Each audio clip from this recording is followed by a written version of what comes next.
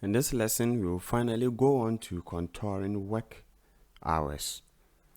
Okay, we are going to work with assignment sheet 4. So click on open, click on browse, navigate to assignment 4, click on open, and here we go. Now in here, we're going to click on submit plans for approval, click on task, and then in the editing group, let's click on scroll to task like so.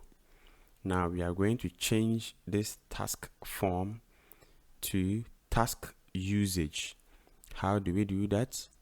We will do so by clicking on view, and then in view we will move into the split view group like so. In here, let's click on this downward pointing arrow, then let's scroll down until we see task usage.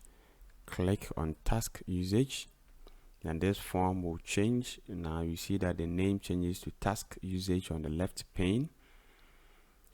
What we have to do to contour the work hours for the architect is to double click on his name.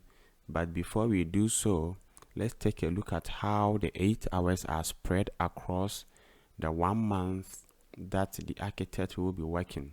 So here is where the task begins. That should be, let's take a look at that date. Right, that is the 27th of May 2019. So let's take a look. And from the 27th of May, he will be working 4 hours most each day. This is the weekend, Saturday, Sunday. And then he will come and continue from this in the second week. This is the third week.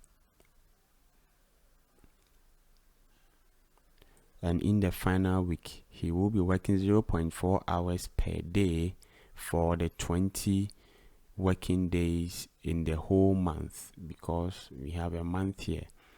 Now what we want to do is we want to front load the architect's job. So what we do is we double click on his name here, and the assignment information dialog box pops up. Here is what we are looking for: work contour. We have flat. We're going to change flat by clicking on this downward pointing arrow, and we will select front loaded like so, and then we will click on OK. Excellent. Now let's take a look at the architect. We are starting from the back. So now one thing you should take notice of is that in the information column, we have this icon here to indicate that we have front loaded the work resource, who is the architect. So we have 0.03 in the very last day of the very last week of the architect's job.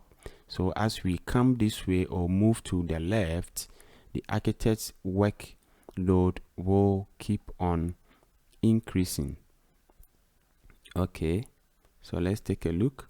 0.03. Now we are 0.07 and then 0.1. In the third week, he started with 0.1 hours, and then he will move to 0.2 within the third week.